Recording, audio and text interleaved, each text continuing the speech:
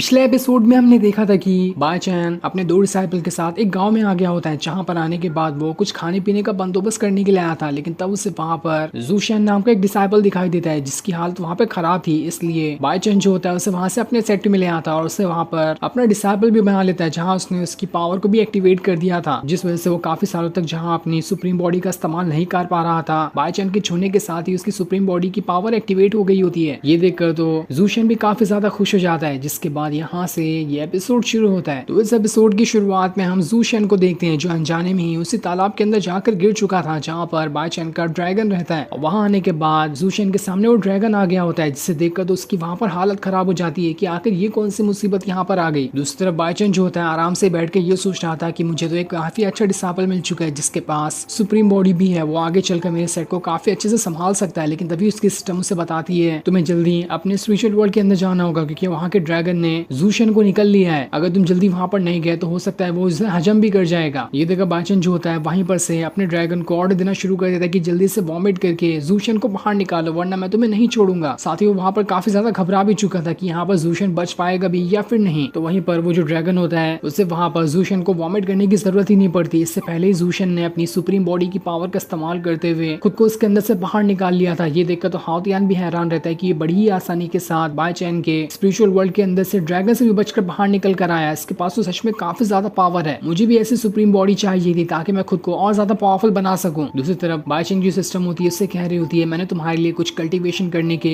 Room को select किया है, उसके अंदर जाकर तुम अपने डिसाइपल की प्रैक्टिस करवा सकते हो। ये देखकर तो बायचैन काफी ज्यादा खुश हो जाता है कि अब तो मैं अपने डिसाइपल को ऐसी कड़ी कड़ी ट्रेनिंग दूंगा जिससे उनकी हालत खराब हो जाएगी, क्योंकि इन लोगों ने मुझे वैसे भी बहुत ज्यादा परेशान करके रखा है। अब मेरी बारी है इन्हें परेशान करने की। इसके थोड़ी देर बाद वहां पर सारे के सारे डिसाइपल आ चुके थे, जो यहाँ पर इस प्रैक्टिस रूम को देखकर हैरान रहते हैं कि कुछ टाइम पहले तो यहाँ पर किसी भी तरह का प्रैक्टिस रूम नहीं था, तो आखिर अचानक से यहाँ पर ये प्रैक्टिस रूम कैसे आ गया। जिसके बाद वहाँ पर बायचैन आता है, जो सारे लोगों से कह रहा होता है देखो मैंने तुम्हारे लिए यहाँ पर एक प्रैक्टिस रूम को अरेंज किया है, इसलिए बारी बारी तुम सब इसके अंदर जाओ और वहां जाकर अपनी प्रैक्टिस करो, जिसकी वजह से तुम्हारी कल्टीवेशन पावर बढ़ जाएगी और तुम्हारे अंदर का डर भी किसी सी चीज से भी खत्म हो जाएगा। लेकिन जैसे ही जूशियन उसके अंदर जाने वाला होता है, बायचैन उसे रोक लेता है और उससे कहता है तुम यहाँ पर रुको, मुझे तुम्हारे लिए थोड़ी टेंशन हो रही है कि तुम अभी ही इतनी जल्दी प्रैक्टिस रूम में नहीं जा सकते। इसके लिए तुम्हें पहले खुद की कल्टीवेशन पावर और प्रैक्टिस को थोड़ा बढ़ाना पड़ेगा। जिसके बाद वो उसे वहां पर ह्यूमन लिव टेक्निक वाली बुक और स्वॉर्डमैनशिप वाली बुक दे देता है और उसे देते हुए उससे कहता है जल्द से जल्द इस पूरी की पूरी बुक को समझकर इसमें जो तरीका बताया गया है उसे सीख लो, उसके बाद मैं तुम्हें भी प्रैक्टिस रूम में अंदर जाने की परमिशन दे दूंगा। ये देखकर तो जूशियन भी एकदम ज्यादा खुश हो जाता है और वो दोनों किताब को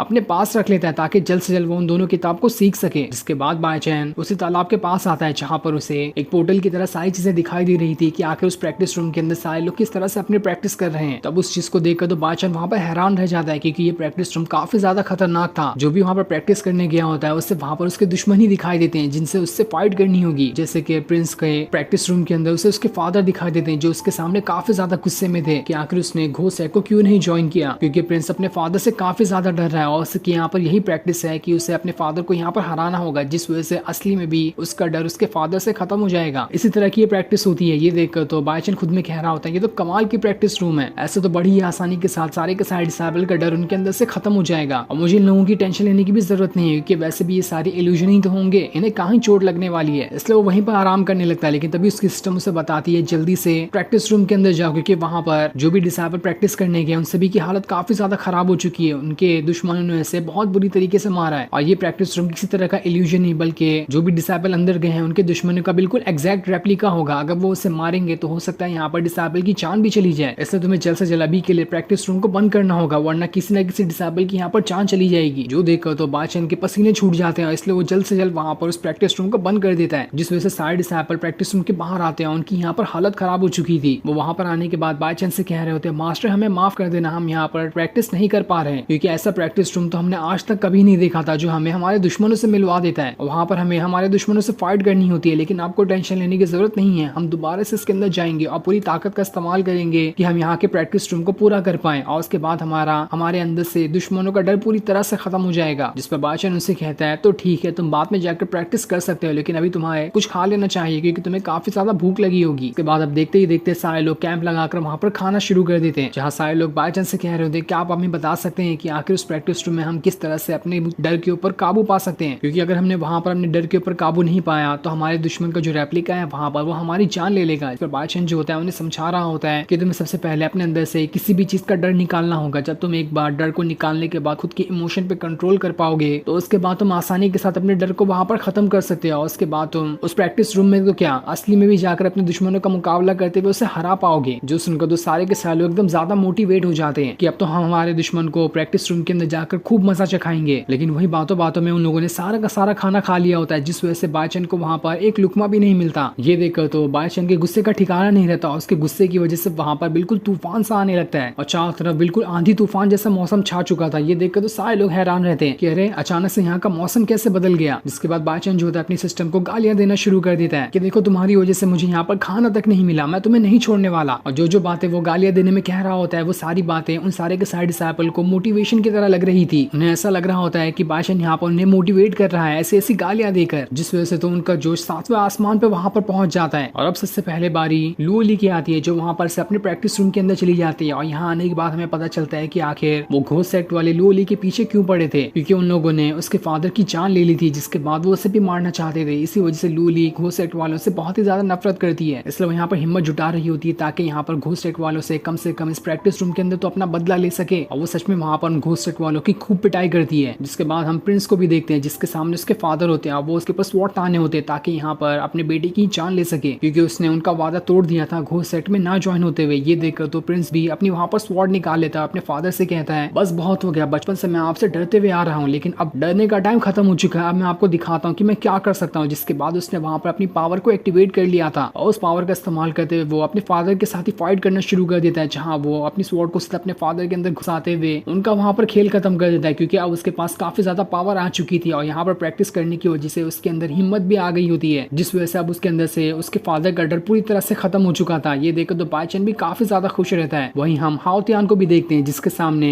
चैन हाओ अपने साथियों के साथ आ गया होता है, क्योंकि हाओतियान का सबसे बड़ा दुश्मन वो ही है जिसने तो हाओतियान की बंदी को भी अपने साथ ले गया और 1 महीने बाद उन दोनों की फाइट होगी। उसी फाइट में ट्रेनिंग करने के लिए तो बाईचंद ने उसे यहाँ पर लेकर आया था, लेकिन यहाँ पर हाओतियान जो होता है ठीक तरह से प्रैक्टिस नहीं कर पाता, इसलिए बाईचंद उससे कहता है ठीक है मैं तुम्हें प्रैक्टिस रूम के अंदर जाकर बताता हूँ कि आखिर वहां पर अपने डर पे किस तरह से काबू पाया जाता है। जिसके बाद वो जोश में तो प्रैक्टिस रूम के अंदर चले जाता है, लेकिन जब वो वहां पर आता है उसे उसके दुश्मन कोई और नहीं बल्कि उसके डिसाइपल ही दिखा और वहां पर उनके डिसाइपल का रेप्लिका आ गया होता है जो यहाँ पर बाईचंद के ऊपर ही अटैक करना शुरू कर देता है। जिन सभी से मिलकर बाईचंद वहां पर बहुत ही ज्यादा मार खाने लगता है। उसकी सिस्टम उससे कह रही होती है क्या तुम इस प्रैक्टिस को बंद करना चाहते हो। तो बाईचंद उससे कह रहा था नहीं की और पूछ जल्दी से इसे बंद करो, लेकिन उसकी सिस्टम तो उसे वहां पर बहुत ज्यादा मार खिलाती है और जब यहाँ पर बाईचंद की हालत खराब हो जाती है तब उसके प्रैक्टिस रूम को यहाँ पर बंद कर देती है, जिस वजह से बाईचंद का वहां पर पूरा थोपड़ा सूज गया होता है। लेकिन जब इतनी मार खाने के बाद वो अपने सिस्टम से पूछता है क्या तो मुझे बताओ कि मेरी कल्टीवेशन पावर कितनी ज्यादा बढ़ी है, तब उसकी सिस्टम उसे बताती है तुम तो अभी तक के वैसे ही हो, तुमने अभी तक जरा से भी प्रोग्रेस नहीं किया। ये देखकर तो बाईचंद के गुस्से का वहां पर ठिकाना नहीं रहता। वो खुद में कह रहा होता है आखिर मैं कैसा इंसान हूँ, मेरी कोई मदद क्यों नहीं करता। देखते ही देखते मेरे डिसाइपल मुझसे आगे निकलते जा रहे हैं, ऐसा ही रहा तो मुझे कुछ टाइम बाद अपने डिसाइपल का ही